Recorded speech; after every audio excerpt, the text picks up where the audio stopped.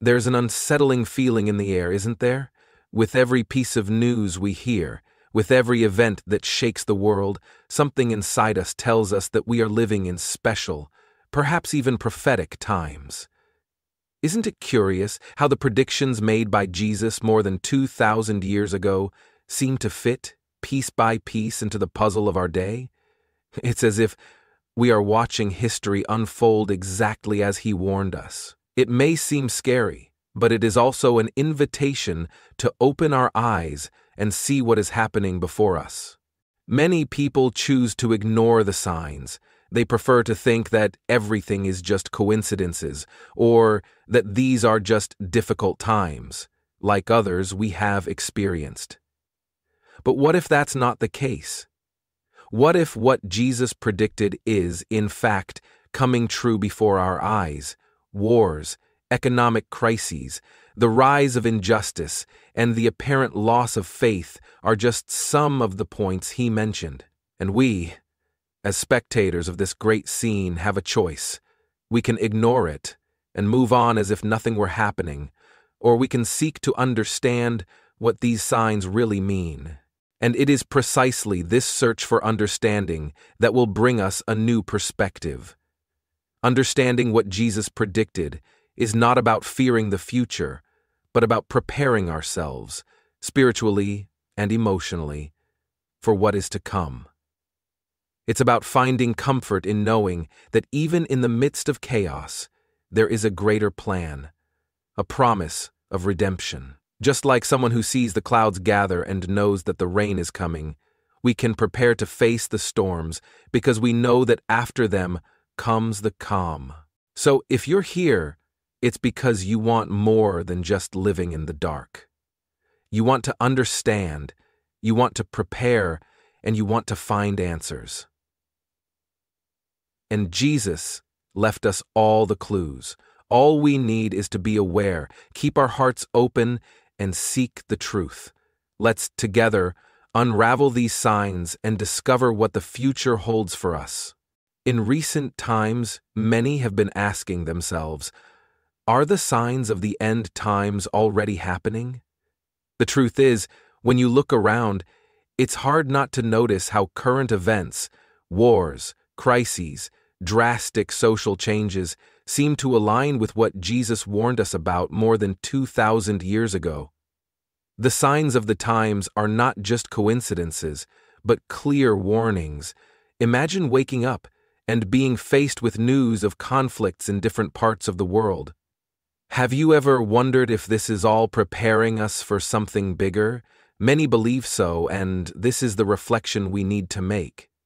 There is no way to ignore the fact that biblical prophecies are gaining relevance before our eyes. People around the world have wondered about the nature of these signs, and Jesus, in his infinite wisdom, left us indications so that we could understand what is to come. Who would have thought that predictions made so long ago would resonate so much today? Think about the wars, famines, and diseases that plague our planet. These are not mere eventualities, but rather parts of a grand plan, a plan of which we are all part. If we look carefully, we will realize that Jesus not only predicted these events, but also gave us clues on how to interpret it all. Imagine a puzzle whose pieces are global events, each economic crisis, each war, each new one. Natural disaster, all of this is part of a large mosaic of signs, and it is about these signs that we must reflect deeply, as understanding what is behind each of them can help us see the truth that is hidden from the naked eye.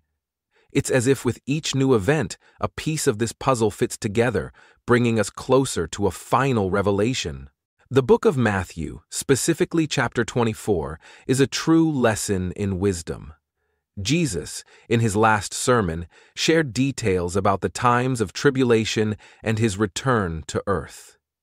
There is something incredible about how these words, spoken more than 2,000 years ago, still manage to resonate in our society. Imagine hearing these words directly from Jesus as advice given to prepare us for what was to come. Understanding the context of Matthew 24 is essential to avoid misunderstandings and to clearly see the scenario that awaits us. This chapter is loaded with symbolism, and there is much more to it than just obscure predictions. When Jesus talks about tribulations and the end times, he is not just announcing disasters, but giving us a map to understand the signs that would emerge throughout history. It is important to recognize that his words were not meant to scare, but to light the way. Think, for example, of how he mentions false prophets and rumors of war. Nowadays, how many times have we seen these rumors come true? Jesus also talks about the difficulties and suffering that people would face. This, at first glance, may sound discouraging, but it is necessary to see it with different eyes. It is a call to perseverance, to resistance. He gives us clues to stay firm in times of adversity. Imagine a sailor going through a storm. This is how Jesus wants us to prepare, knowing that the storm will come, but also that it will not last forever. He encourages us to trust, because there is something greater waiting for us. Matthew 24 is, in essence, an invitation to keep our consciences awake and our eyes attentive to the signs of the time. What Jesus taught us is not something to be feared, but to be understood. The more we learn about these signs, the more we understand our role in this changing world. And perhaps this is just the beginning of understanding the true destiny that awaits us, especially for those who remain faithful to the teachings. And, speaking of destiny, it's important to remember how these signals are directed at a specific group. Let's explore this next.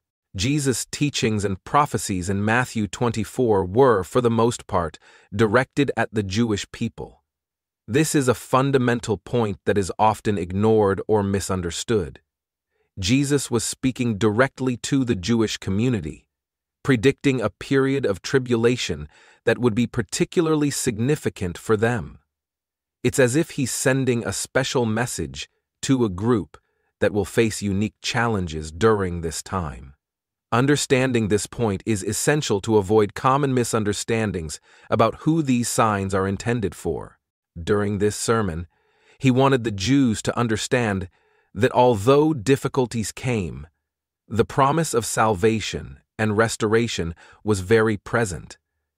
It's like Jesus was speaking directly to the hearts of a people who historically went through tribulations and exiles, and even so, he calls them to remain firm, showing that the signs should not be a reason for despair, but for hope and preparation.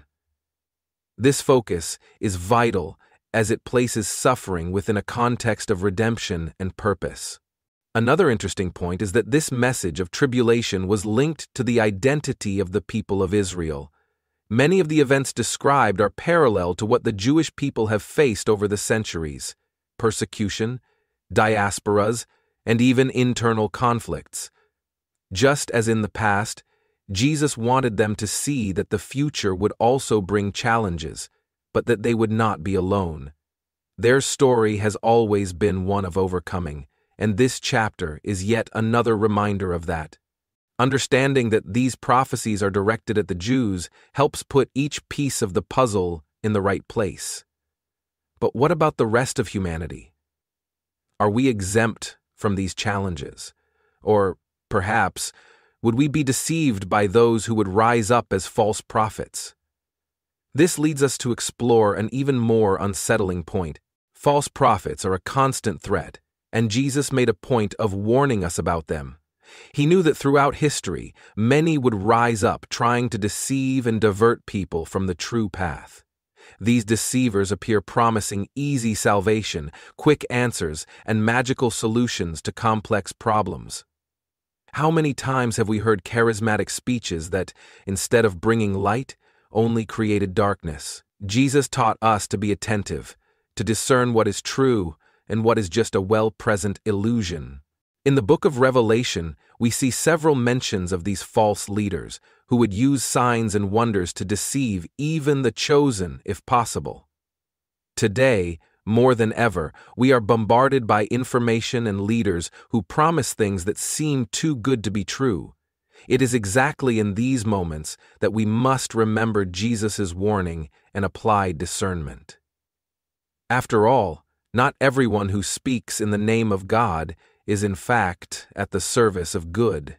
It is easy to see that many of these false prophets emerge in times of crisis, taking advantage of fear and uncertainty. They offer a sense of security, a quick solution, and often end up leading crowds astray. It's like someone offering a false map to people lost in the desert. Instead of helping them find their way, they make them walk in circles, far from the correct destination. Jesus taught us that truth is not something that is found in a hurry. It is necessary to seek it with patience and with an open heart. Therefore, the call here is to remain vigilant. We cannot be carried away by appearances or well-crafted words. Jesus gave us the signs so that we knew how to distinguish the true from the false.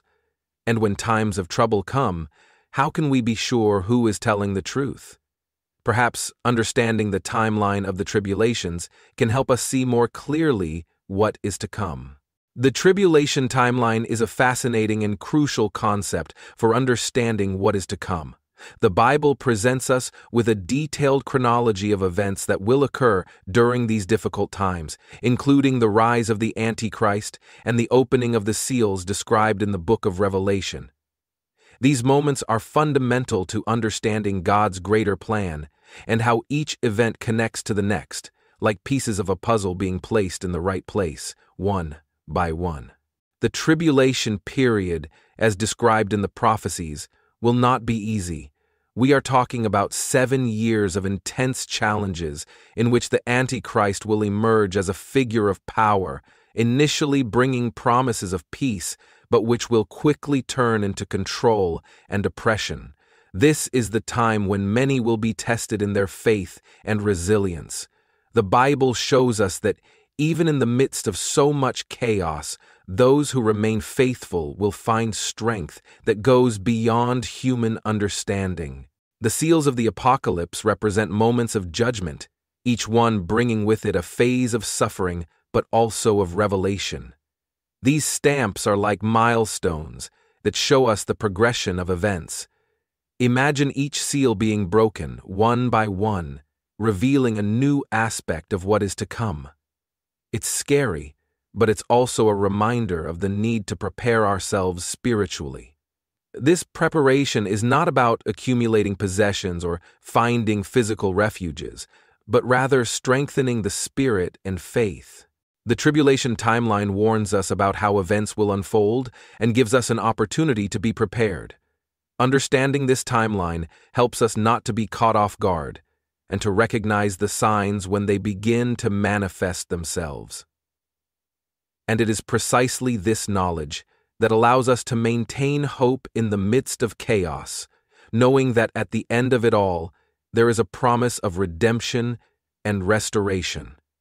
And as we approach the end of these difficult times, perhaps we should reflect on what this all means for each of us and how we can prepare for what lies beyond the horizon.